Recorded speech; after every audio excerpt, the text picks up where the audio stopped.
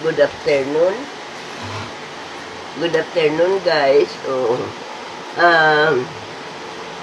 Ang masasabi ko ngayon sa aking mga followers saka sa mga viewers ko na magpasalamat tayo sa mahal na Panginoon Diyos kasi binibigyan tayo ng magandang araw sa araw-araw nating buhay kahit na mainit siya at sobrang mainit siya talaga. Oo, mainit. Ngayon, magsaya tayo kagaya ng kasama ng ating mga pamilya. At alam niyo naman, maikli ang buhay. Oo, para nang sa ganun, kung sama-sama tayong magkapamilya na laging masaya sa pang-araw-araw nating buhay, ay wala tayong dapat ikabahala. Oo, magsama-sama lagi ang pamilya, buong pamilya na masaya at maligaya. Oo. Ang lahat ng mga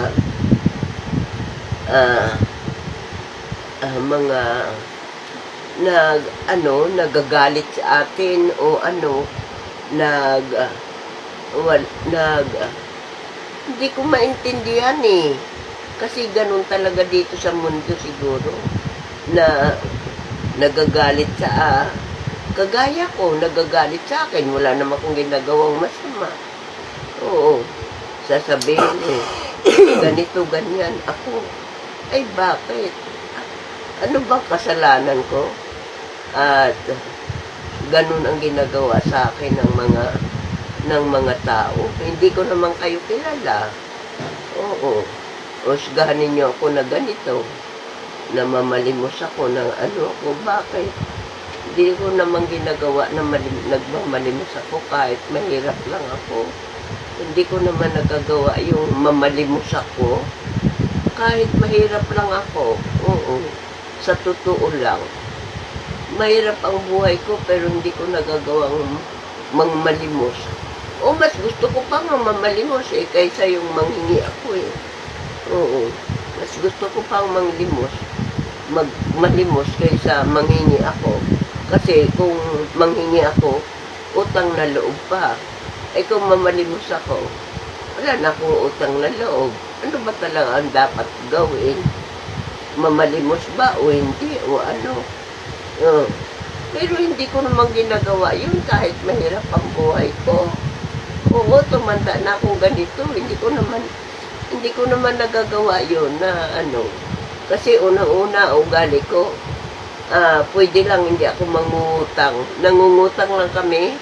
Nangungutang lang ako pagka wala kaming kakainin ngayong araw na ito.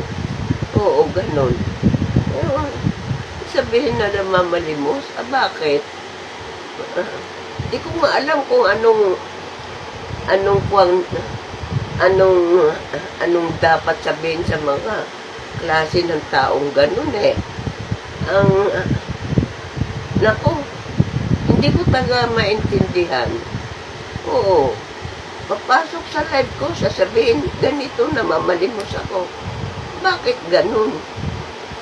Lahat-lahat ang ginagawa niyo sa akin.